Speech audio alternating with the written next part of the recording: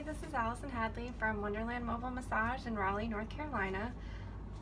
One of the things that is beneficial to booking a massage appointment with me is not only that I am mobile, so I bring everything to you and so that you can relax in the comfort of your own home and not have to drive afterwards after your massage. I'm also an herbalist, so I make all of my massage oils. I infuse them with dried herbs. It's a little different from essential oils. Essential oils are like a concentrated part of the plant, whereas making an infusion with the plant in an oil is kind of like making a tea, but with an oil as the base instead of water. So I'm ready. It's been about a month.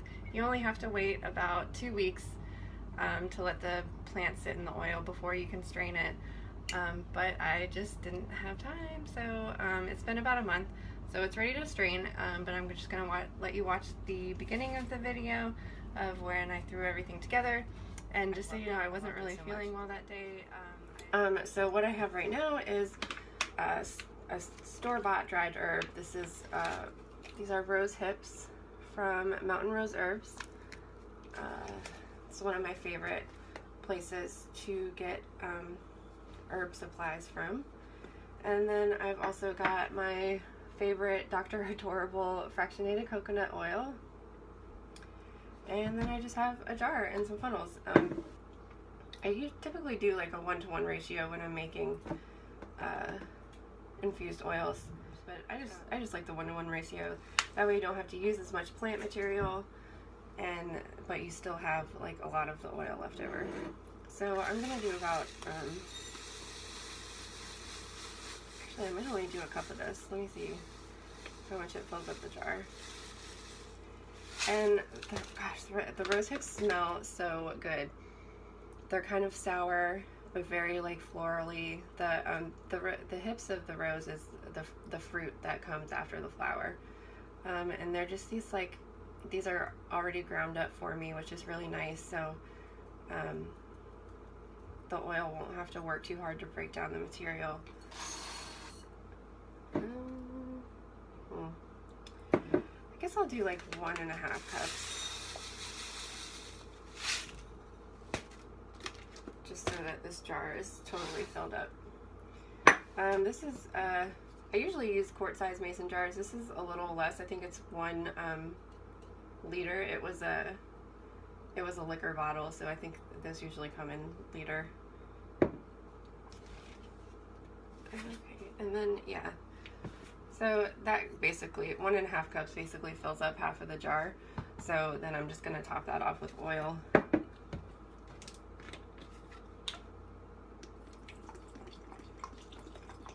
And I just pour it in and you can see it soaking in down at the bottom there. And I might want to like stir it up a little bit just to make sure that every part of the herb is saturated.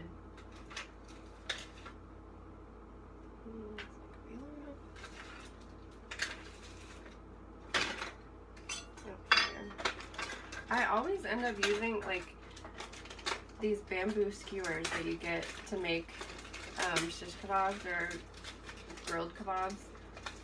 They just I don't know, they've just been really useful for stirring and working with oils.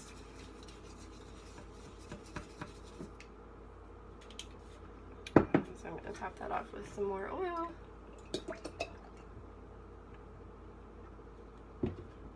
And once you're in there, it's kind of hard to see, to tell if you've really got like a 1-to-1 ratio or whatever. But the main thing is just to make sure that the oil completely covers all the plant material and then also above it, because if you have any of the plant material sticking up above the oil, you have a better chance of it molding or and just ruining your whole oil, and then you've like wasted all this oil and all this plant material. Alright, and then all I do is I just cover that up and I'll put a label on there with today's date, which is the 20th, and in a few weeks I will let it strain and I'll do a video for that, and I'll tell you all the good stuff about. So we're back, and it's been about a month, and I'm ready to strain my oil. I just wanted to go over a little bit about why I picked the rose hips oil. It's pretty common in a lot of beauty products, and one of the best books out there, I think, is this book by Rosemary Gladstar. It's called Herbal Recipes for Vibrant Health, and she's got a lot of like beauty product recipes in here, like creams and oils and rose water and like a lot of great stuff in here. There's a lot of herbs and information about it. There's it's just really great. But all of her beauty products in here, like she has this perfect cream is what she calls it. It's really great for your skin. But she talks a little bit about rose hips in here as well as rose petals. So I just wanted to recommend that book for that. And also another really great book, Opening Our Wild Hearts to Herbal Healing by Gail Faith Edwards. She talks a little bit about rose in here, but she goes really in depth of how to grow it, and also a little bit about like the history of the plant, and it's just got a wealth of information in here as well. But rose is in this book as well. So if you're interested in learning more about rose and all the good things it has to offer, check out those books. But just kind of the highlights of why I picked rose hips is I'm trying to avoid technology, so I just hand wrote all this information out for you. So rose hips are really high in vitamin C. So they've got bioflavonoids in there as well. So it's really great for, it has lots of antioxidants. So it's going to help you fight infections and all the good things that vitamin C does for you. It also has carotene, vitamin B, and vitamin E. It also nourishes and moisturizes the skin, so that's why I thought it would be great for a massage oil. And it's also going to benefit the circulatory system, which is also a benefit of massage. So I just thought it would make a really great massage oil. And as you can see, it turned this like really beautiful kind of like rose gold color. And it smells like super sweet and sour. So one of the reasons why I like to make herbal infused oils versus using essential oils is because that's really about the aromatherapy, which is also beneficial, and I do offer aromatherapy massage. But just for my general massage oil, when someone doesn't want aromatherapy and doesn't want high scent, these are usually really low on the fragrance scale. This one is probably the strongest that I've fragrant wise that I've ever made, but it's not like something like florally or synthetic smell. It's just a really like low-key kind of herbal smell. So I mean, like if you have to go somewhere afterwards and you don't want smelling like you just stepped out of a spa, like I just like to use a really light low fragrant oil or no fragrant oil. I prefer, especially with my lotions, I prefer no fragrance, because then I can mix whatever scent in there that I want. So I've got my really ghetto mesh strainer here that has really big holes, so I'm actually going to double strain it again with oh, here it is, with my little tea strainer. This is easier for like dumping a whole jar of something in there so that you catch it all, because trying to get it into this little mesh strainer, really I just need to get a new strainer. But anyways, so I'm gonna strain it with this big mesh strainer first, and then once that's done, once I like squeeze everything out of it, I'm gonna strain it again with this, just to make sure I get all of the plant material out of there, because I don't really want to be like exfoliating people with my massage oil. And I've got my paper towels. I usually forget them and I make a mess. It's really messy. I've covered my work surface with a paper towel, and then I've got this empty jar to pour everything into, and just make sure that you wash and sanitize your jar, but when you are actually going to put your oil into it, that is completely bone dry, because any moisture in there is just gonna spoil your oil faster. And then I've got this funnel. It came with this funnel set that has a bunch of different sizes, but this one is specifically for mason jars, and the tip of it is rubber, so it will like really fit snugly in there and stay in place and not move around, to help you prevent messes, because I'm usually really messy. So this is the oil ready to be strained. We left a lot of oil on top, and this one didn't really absorb that much.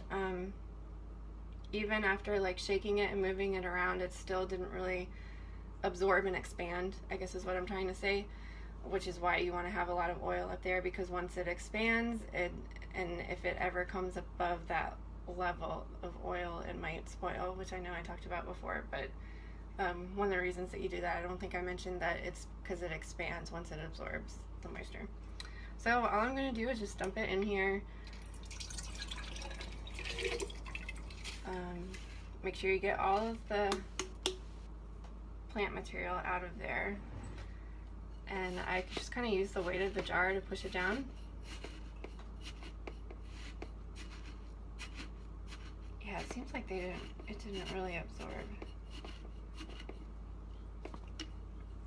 So I'll hold it up a little bit. You can see, I don't know if you can see that it's straining. It's got like a little stream. So I just like let it sit there, and I'll use the weight of the jar to press it down once I get all this plant material out of here. And then I let it sit, like I let it strain for as long as it can.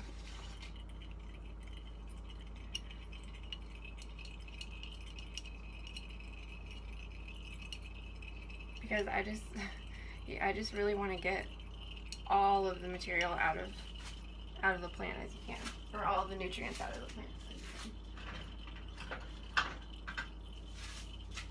I know I was talking about these bamboo skewers, and here I am using a spatula instead. So just, I mean, use whatever you have around you. I don't know if you can hear it. It's still straining. These almost look like little gemstone rubies. They're so pretty.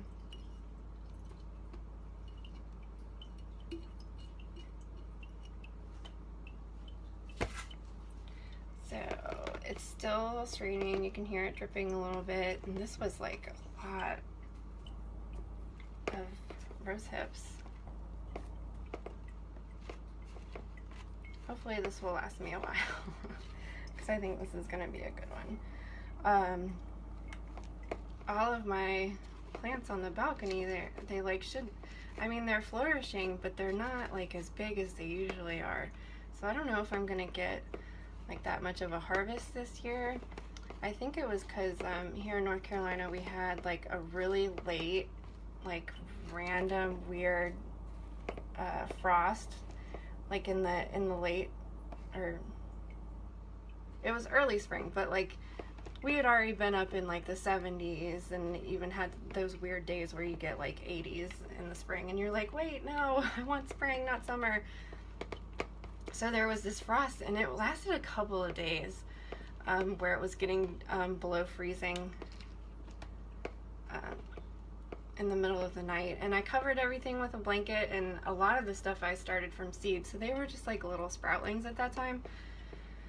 And I covered everything with blankets, and they kept growing throughout the spring, so I thought they were going to do good, but by now they should be a lot bigger. They're kind of small for what usually I get like a pretty big harvest of, especially catnip. I mean, the catnip did good, but last year I was just like, oh my god, I have too much catnip. Like, what do I do with it?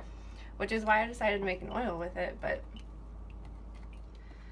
I don't know if it's gonna work out this year. So I'm glad that I made this rose hips oil. I think it's gonna be really great, and I actually have some more of it, so if I need to make more I can, if what I want to harvest from my balcony garden isn't gonna work out like I think it is.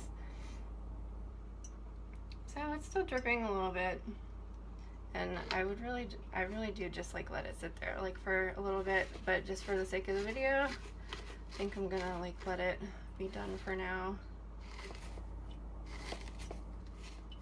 And I'm just like stirring the plant material around just to make sure that all of the saturated stuff is squeezed out. And I'm pressing it down with the spatula. You can still hear it dripping a little bit. I want to get all of that nutrients out of there.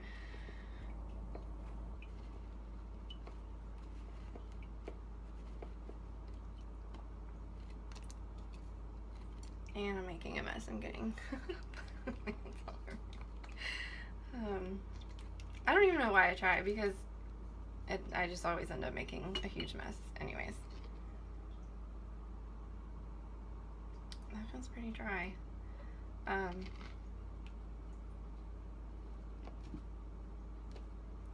So yay! So here it is in the jar. And then I'm just gonna strain it again. You can, I don't know if you can see, there is a little bit of debris floating in the bottom that got through the mesh screen. So then I'm going to strain it again with the smaller mesh strainer.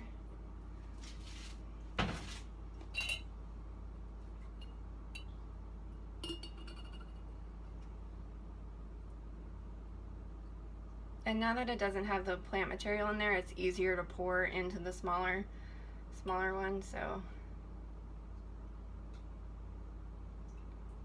gosh, it almost looks like honey.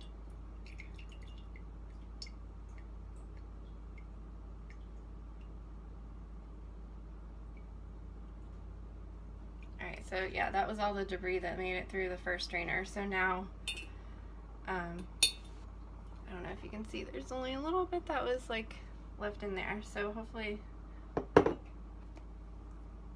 that looks pretty clear. I could even strain it again if I wanted to clean another jar, but I don't. So, and then I just transfer this right into my massage oil bottle, and this is what you use when you book a massage with Wonderland Mobile Massage. So I hope you enjoyed that. If you want to make it out, make some infused oils on your home, for yourself at home, now you know how to do it. It's basically just like making a tea, except you have to let it sit for about 2 weeks. And it's really great to put on your skin like after you get out of the shower, instead of lotion, because that'll trap all that moisture into your skin and moisturize, and whatever herb you choose, you can reap the benefits of that as well. So I hope you enjoyed this video. I hope maybe you want to try it out one day, or maybe book a massage with me and you'll get to try this rosehip infused oil out. So thanks for watching, and I hope you enjoyed it. Have